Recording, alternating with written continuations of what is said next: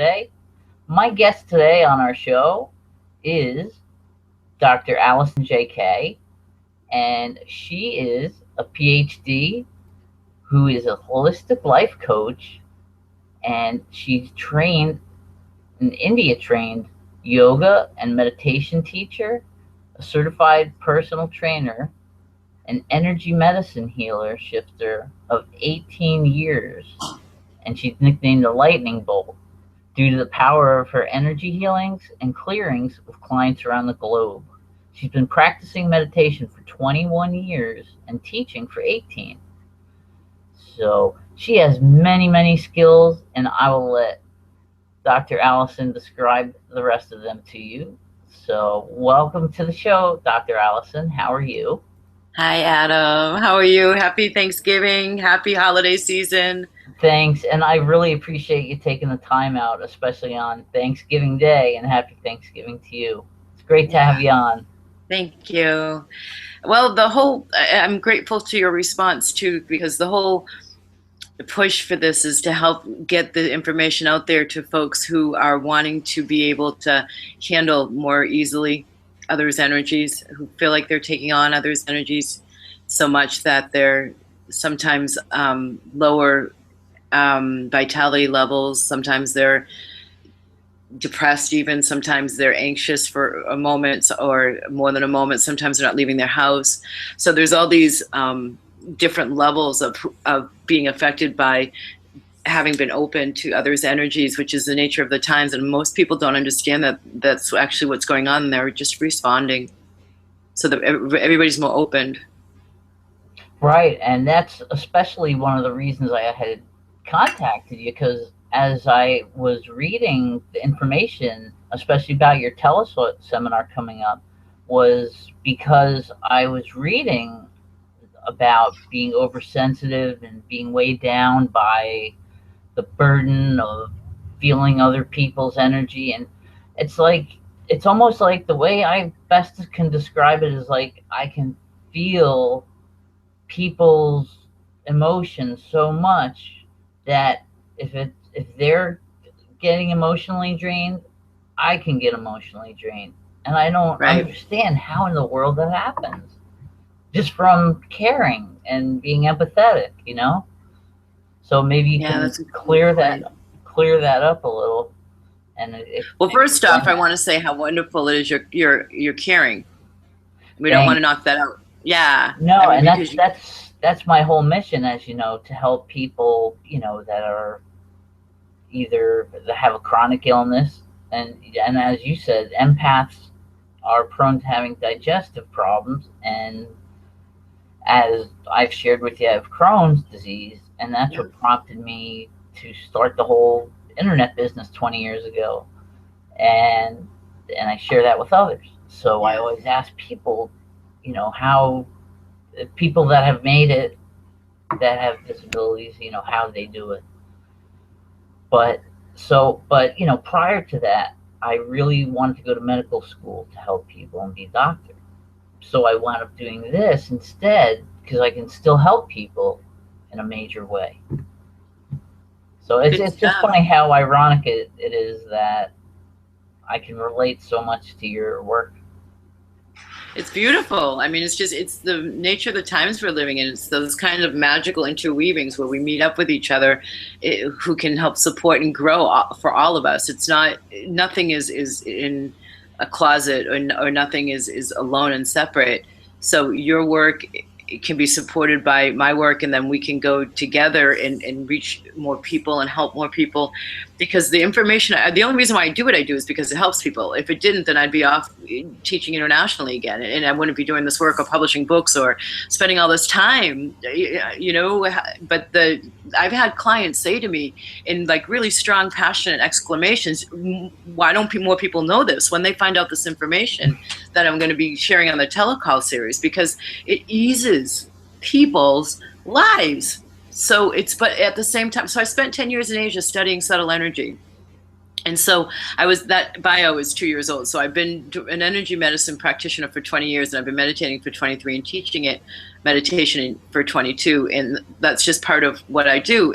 In that interest was prior to moving to Asia. So I wanted to go to the source of the understanding of subtle energy in yoga and meditation, so I could better help my clients and people. And so one of the understandings that I have apparently is around 2012, we all popped wide open. Right. And is that the awakening that yeah, I was hearing about? That's exactly the awakening. And so what do you think of when you think of awakening? That we're evolving our I don't know if I'd call it subconscious, but we're supposed to be evolving as human beings to being awake and just to be open and with Yep. everything, because I believe everything is all part of one. Everything is energy. So that's how it's happening. So you asked, how is that happening? Just by being a caring, empathic person, how is it that I'm able to feel what other people are feeling? And that's exactly it. So living in our culture in North America, in the United States in particular, we're not taught that and so I end at my skin, you end at your skin. We're separate. So the invisible bodies that go out in front of our physical bodies aren't visible to the eye. So our science in the West hasn't studied them. And so we haven't been informed about them. And that's why I guess the information I give is so liberating to people, because it's in why I am so excited to continue to help have the reactions of freedom and ease from people when they hear this information, because that's what they get, because it's not normal for us to walk around in our culture talking about energy, and it hasn't been, but now it is. And so as we increasingly talk about energy, it actually helps us acknowledge something that really is going on, that really is. And so when you interact with somebody and you all of a sudden leave the interaction and you're all of a sudden much lower energy levels, your vitality levels, you just feel tired. You've just been drained by interacting with that person because you've been higher and happier, and your empathic, caring nature went out to them. And even if you didn't have that caring about that person you're talking to, if you're just happier and you're a higher vibration, that person's lower vibration is going to entrain to you. And sometimes, depending on if you do work or not to sustain your own vibration, like I do on a daily level, and that's part of the reason why I'm doing what I'm doing, is talking to people about the cultivation of the energy field, increasing understanding about the energy field, so that you don't get dragged out. Because now is the time of the awakening, as you said, and that does mean pop open. And that does mean us being able to grow in these new ways and understand energy and work with it and acknowledge the consciousness that's moving throughout nature, throughout the trees, the sky. Like in Qigong, we work with, I'm a teacher of Qigong too, we work with the Qi, the life force in the trees, in the sky, in the earth, and then in our own Dantian, our own body. So, and then the invisible bodies around us, we work with in yoga, for example, and in meditation, through energy medicine that uses the chakras.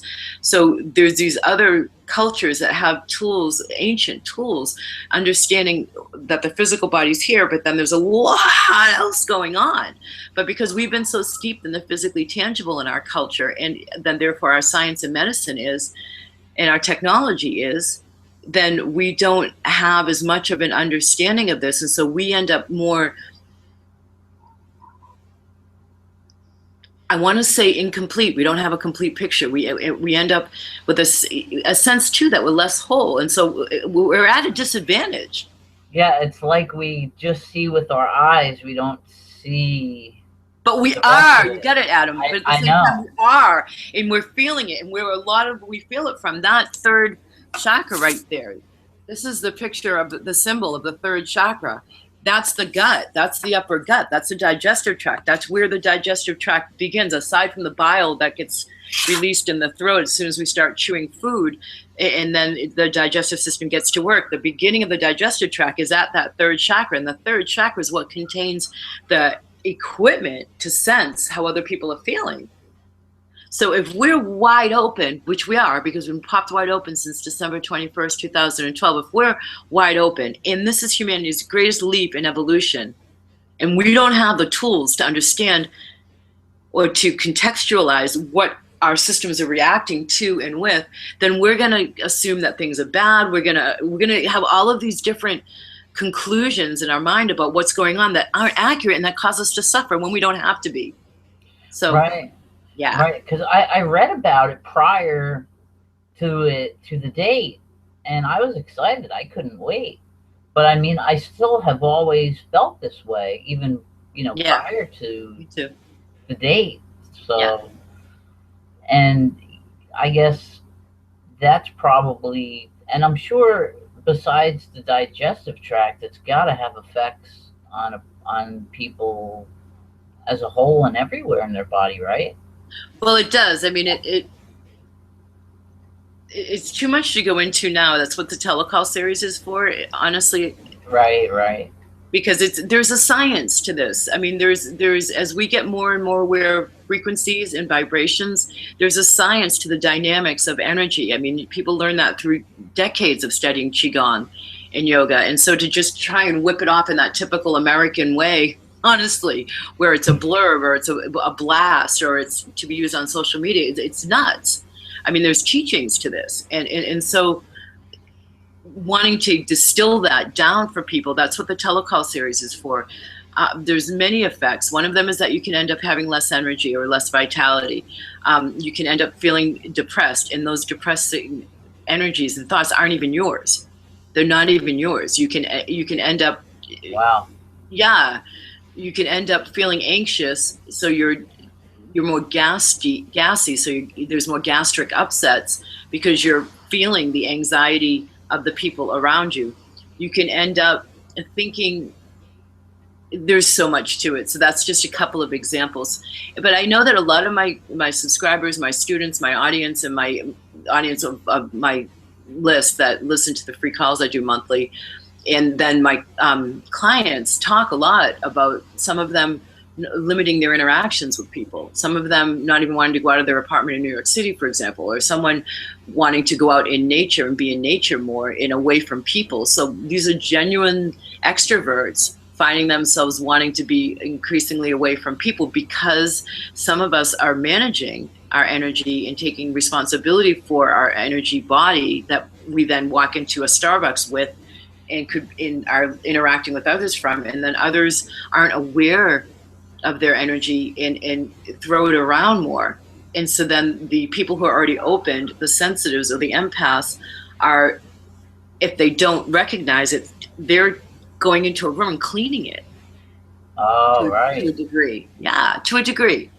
So there's this whole, there's a bunch of dynamics that go on that I want to help guide people out of and into so they can have a lot more comfort and start to have their systems calm down. Right. Mentally, physically, emotionally, and spiritually. Right. Because at least for me, it's really, unless I have an interaction with somebody, that it could really weigh me down. Like if even a telephone call, even if I'm nowhere physically near somebody, sure, I can just have a telephone call, and if I hear bad news or somebody in my family's not doing well, I'll be, after the call, I'll be like, oh man, it just kills me that I can't do anything to help, and like you said, it's so many things. So Adam, I'm going to share this with you. It is so many things. One of the years when I was first teaching, I was Reiki level 2. It was my first energy medicine. Reiki is my first energy medicine. And my Reiki master treated me weekly. And so I went to her one day after school, and she actually helped me close down my heart chakra more because it was too wide open. I said, well, I just came from the kids. And so there's a lesson of balance. The Buddha, I remember when I lived in Asia and I went my first year to a temple, and I put in a coin and got a fortune scroll at a temple, and it was a big long scroll. And I took it to a Chinese friend of mine, and I said, can you translate this? And it was the big long scroll. And he said, the middle way is the best, balance, as a translation to this big long scroll. And I sat there waiting for words to come, and they didn't. So and he did it in a way that had that kind of, I grew up in this, the message is balance. balance all the time, balance, balance, balance. And that word, as you go further on the path, you realize how much that contains, that teaching of balance. So if we love humanity, which both of us do, and most likely anybody who's listening to this does, and we love people to feel good, and we love feeling good, then we're going to naturally have an open heart. And if we want to help, then we're going to naturally have an open heart chakra. And we have to learn a balance so that it's not too wide open, because then what I have found when I'm working with clients on the table, and even from a distance, or there's callers on the calls that I do, or the interviews like this when there's live callers, is I can see a third chakra that gets attenuated outwardly. So that third chakra, the yellow symbol at the upper gut, it's distorted in its appearance to me, because it's not turned in dealing with, it's a person's power center. That third chakra is the power center in the traditional chakra column. Now, because I do Qigong, I believe the second chakra, the orange one at the lower abdomen, it's also what we think of as... I didn't actually see the picture. So that's the second chakra symbol. Okay. That's the third. That's the upper digestive tract. This is the lower digestive tract, closer to the upper reproductive organs. Could you move that over just a little more? Or maybe I just don't see it. It could be me. It could be, and that happens with this stuff. You only there you go. There's the third. And there's the second. All right. And that's the root. The other ones, these are considered the three most human ones. And up here, the green one is the heart chakra. So those are all the more physical ones. As soon as you hit the heart chakra, it's considered physical. But anything above the heart chakra is considered more spiritual. So the point being, though, is that if we're, the chakras, like the heart and the third, they mean wheel. Chakra means wheel in Sanskrit. And they're supposed to be turning vital life force energy throughout the body, all the way from head to toe. And so you feel more energized, awakened, conscious presence, and you're here, and you're in charge of your life, and you're creating it, and you're able to love in a balanced way. When the chakras are more attenuated to the outside world, to other people, they have a distorted view to them. So the empathic equipment sits in the third chakra. Nobody talks about that except me, quite frankly, about the chakra column. I have discovered that through years of my own hands-on people's chakra column. And it's out, and so it's naturally that, so our psychic to see, our clairvoyance equipment is here in the third eye, in between the eyebrows, the sixth chakra. The clairsentient to feel, clear, meaning clear audient, to have the psychic hearing, to feel psychically what others are feeling, or intuitively, I think is a less threatening term to use. Then that equipment is in the third chakra, which is the upper digestive tract. So that is seeking, in a way, information. And the more that we want to know what other people are feeling, the more it will be, and the more that we want to clean and help other people of what they're feeling, the more it's going to be attenuated to the outside world. There's other factors that play a role here. If there's other aspects of the third chakra that are imbalanced, like the self-confidence or the self-esteem, or the ability to manifest out in the world what you desire to manifest, are hampered in the developmental years, from when in the womb to age 8, then that likely wires the third chakra to be off in its balance anyway. So there's certain beliefs that empaths get raised with that form an empath to be an empath even more than they already inherently are. So part of what we're going to be doing on the telecall series is to clear those subconscious beliefs and activate the empowered version instead. That will help take an empath out of that I'm in the role of helping others, I'm in the role of absorbing others' energy. I walk into a room and I automatically clean the room. So taking that habitual foundational energy pattern and stopping it and rewiring it to be one that's of more comfort, so that it becomes your power as the power center it is, instead of being something that is a source of suffering.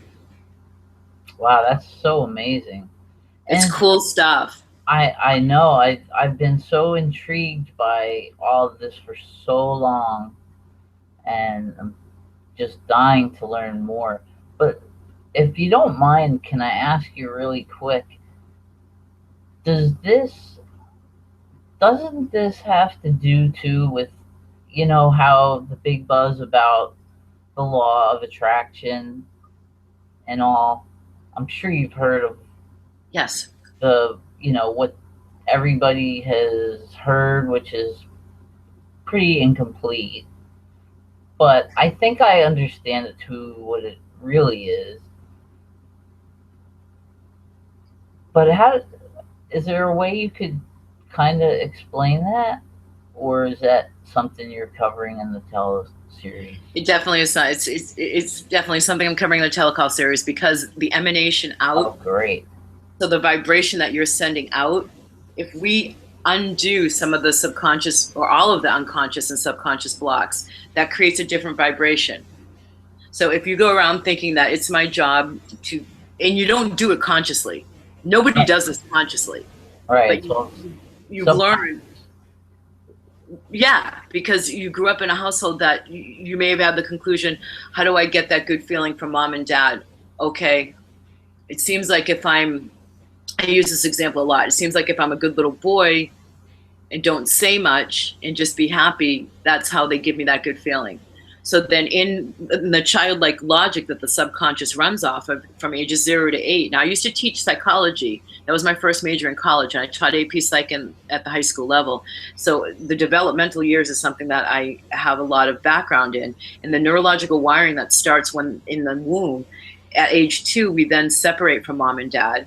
With that, no, the ego identity starts to form. But up until age 8, all of that wiring is happening at a very profound level. So if we're making that conclusion, okay, so if I'm a good little boy and I just smile a lot and don't say much, then that makes me get that yummy love feeling that I want from mom and dad. And so in goes that wiring. So it affects how much you talk. So it affects the fifth chakra. It affects the third chakra. It affects everything. But there's a couple of key ones that get affected more than others. And so you end up with beliefs that then get cleared with this work that I do. But walking around with those beliefs, you're going to cause the very result of what you believe is happening. So I have to be a good little boy. So it's like it's a tripwire that's really great once you get over it, because once you get over that tripwire, then you can start creating your life with much more momentum and ease. But what we're talking about is removing right now those tripwires. So until you rewire yourself unconsciously and subconsciously with energy medicine work, like what I do and what others who do energy medicine work at the subconscious and unconscious level do, then you're walking around consciously thinking you're one way, but then your subconscious and unconscious is sending out its own vibrations, because beliefs, I'm happy, has one vibration, it's lighter. I'm miserable has a heavier one. You have less energy. So those are different frequencies or different vibrations or feelings. Right. So yeah, so you're walking around with these old subconscious and unconscious energies emanating out your chakras. So that then gets met with the end result that you're expecting based on those subconscious and unconscious beliefs that you're not consciously aware you have. So it's a little bit of a tripwire until you get them worked with and redirected into what you're actually desiring. So what's fun and easy is to look at, are you saying you want result A, and then are you seeing result B show up? If so, meaning are you saying you want to help people but you want it to be comfortable for you, and you're seeing show up, you're helping people but you're still uncomfortable in your gut, it's anxious still or gassy or upset still, then there's stuff in between.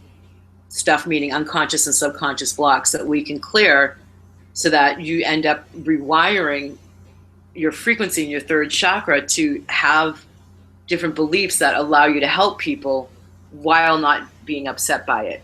So you're more self-contained, and that third chakra isn't so over-oriented towards the outside world and others, and it's more functioning as your balanced power center. Right. Thus attracting very different outcomes.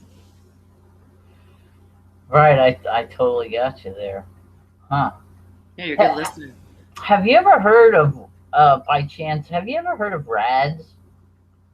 You know, No. when, kids get separated from their moms or parents at a young age, and it invokes, behavioral issues and stuff like that. Well, I've experienced that. I've seen that, but I haven't heard the label. Yeah, it's me too. It's pretty new to me, but I've heard of the That's the effects chakra. of that.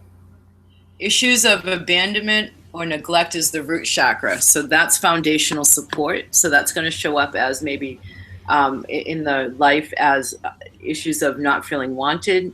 And so this is another another core foundational belief that typically feeds into the empathic energy patterns that cause somebody to walk into a room and unconsciously clean it of any negative feelings, because they're making up for not feeling wanted. It is very, very typical. And these are the subconscious and unconscious beliefs that we're going to be clearing on the telecall series. So I'd like to go ahead and suggest that people use the link down there. It starts December 4th. If you're seeing this and it's later than, December 4th, it's actually December 5th, the first Saturday in December. It's every Saturday in December. And you are going to have access through the internet or it's December 5th is the first Saturday, excuse me, I was looking at my calendar, or the phone. And if you miss it, you can listen to the recording. You don't have to be able to catch it live, but you're going to be getting, as well as the hour-and-a-half call, where I'm giving instruction like this, and then much more in depth, and then question and answer time, and then me doing the clearings, and then the recording of that. So people tend to listen to the clearings over and over again, and it makes it stronger and stronger. So then you're also going to get held in a sacred field all month that I'm going to be sending you daily boosts, so you can get through the holiday season as you're reorienting yourself in a way that's much more comfortable for you, so that you can interact with people in a way that's much more comfortable for you in the most triggered environments that the holidays tend to be for people, so that it's setting you up by the new year to have already changed. So some people have gotten results. I mean, you're getting clearings right now listening to me. As I talk about this, you're getting cleared. It's what my vibration does, especially as I teach this. And you're doing such direct eye contact, Adam, that you're already receiving these clearings. And so I can feel it. Yeah, what do you feel? Just much more at peace. Yep. That's only a hint of what happens. I'm not even doing the actual clearings yet, but these are the frequency clearings that I'm doing, the transmission clearings that I'm doing. It's a really great program. I'm only offering it because so many people have asked for it, and so many people are showing up the need for it. It's crazy how many people are saying, how do I stop absorbing other people's energy? How do I stop taking on other people's energy? How do I stop taking on other people's negativity? Why aren't other people around me taking care of their negativity? Why is it that I'm taking care of it? So there's a whole pattern, and Adam, you brought it up beautifully.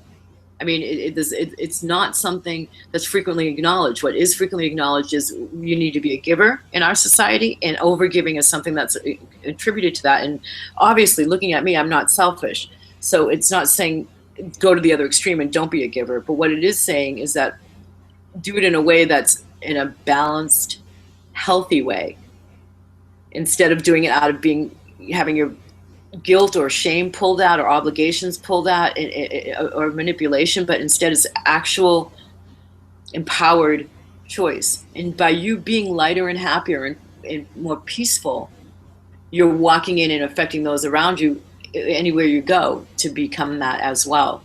That's where the real empathicness is nowadays. That's where we are really able to do our work, is to be it ourselves, because vibrationally, more and more of us doing that is actually helping to shift everyone, which is why there is such reaction right now, and why so many people are increasingly uncomfortable too, because the light is getting cast up. I mean, pardon me, the light is casting up the darkness, so people's stuff is coming up. So it's another dynamic of the times we're living in that, if not recognized, it can be really decontextualized and cause a lot of suffering. So anything that's coming up, if you just treat it as it's coming up to help my evolution, and what are you trying to tell me? What is this event, or what is this symptom? What is it that I need to understand? You could journal, you could work with somebody like me, it's not going to be conscious right away. So you could just ask your higher self, can you give me guidance? What is this here for? What is this skin rash here for? What is this anxiety here to tell me? What is it that I'm meant to learn here? Really start understanding there's a higher self to you. in connecting to that consciousness that remains like the whisper that you don't let yourself hear a lot of the time, because this is always so profoundly present and loud, the majority of people. Right, right. How much? Let me ask you, Dr. Allison, how many? One more question and then I have to go. Okay, my dear? No problem. Okay. And this, I think, will help people, because, you know, from the moment we first spoke, I knew this. People need to hear you talk and your work, because it's so important. Everybody says that. Right, and that's why I'm so glad that you're able to take the time out today, especially on Thanksgiving. Well, likewise. Because you're giving. You couldn't give in a much better way. But what I just want to ask is a real quick question. Yep. Is everybody an empath, or is there a certain percent of people that are empath? It's a great question. Everybody's an empath, because, again, that third chakra with the yellow, that is where empathic equipment sits for everybody. This is such a great question, Adam. You're right on. And a lot of people ask, not a lot of people ask this. You have to be at a certain point to be able to handle all the information, to be able to be clear enough to get to that question. That's a pretty advanced question. That was really good. Everybody's an empath. You're welcome. Everybody has the equipment in their third chakra. But depending on different dynamics, it could be really layered over. It could be shut down, the empathicness, or it could be dysfunctional, out of balance, the ability to sense how others are feeling for a variety of other energy pattern reasons. Unlike when you said about the parents leaving you or the abandonment, there would be other traumas or other causes of other energy patterns that would cause somebody to be dysfunctional in their ability to sense how others are feeling. So everybody has that equipment to varying degrees. People are using it. And then, Adam, there's certain people that are born as really loving beings. So I think that it's more innate in other people, in some people. And so believing in past lives, experiencing in an entire hemisphere over in the East, where it's just understood that there's past lives, there's karma, there's the dharmic wheel, the karma wheel, you have many lifetimes, you even look the same facially, like symmetry-wise, the distance between your eyes, your face looks the same from lifetime to lifetime. So there's birthmarks that, I mean, there's some Western scientists who have studied it, and there's some data that can point out that it seems to be, yes, there is reincarnation. So that aside, from lifetime to lifetime, you could have been a doctor in another lifetime. You could have been a teacher, a healer, helping in other. And so the continued pattern of your being has typically been to give. So you could come in with your sensor, your cells and your whole makeup being more sensitive and more attuned already. So there's many layers of empathicness. Does that answer your question? Oh, absolutely. It depends on your chakras and all the energy gifts that we have as humans. All depend on which chakras are more open or closed. Which depend on what? Which chakras are more open or closed. Which depends on what? Okay. Which depends on what you're allowing in, and which depends on, yes, which depends on what? How you feel. Which depends on how you hear or think. What you believe at the back. Right. At the back level, in the back of the head, the subconscious and at the unconscious level. Below the conscious radar, below what you hear in your own mind, the beliefs that you don't have awareness that you believe. Right. Then, then that creates. People would call paradigms. That create paradigms. Yeah. Right. Yeah. Yeah. You got it. Well, you took a lot of teaching into that time. All right, I'm going to go. You guys come on the telecall. It's December 5th it starts. If you're listening to this after December 5th, it's okay. You can catch up. Just listen to the recording and start as soon as you hear this. Yeah. Adam, you're invited to come on as my guest. I will have my team send you information so you can be a part of the telecall series receiving it. Excellent. I sure appreciate it. And this is one thing I advise my entire audience, and even if you're not a part of my audience, you've got to go to this teleconference. I mean, you will learn things you have no idea. 4 calls every Saturday in December, telecall series. Okay. Well, thank you so much for your time, Dr. Allison. I really appreciate it. Thank you. I'm sorry to be such in a rush, but happy Thanksgiving. Okay. You too. Thank you. And I'm sure we'll talk again soon. Yes, we will.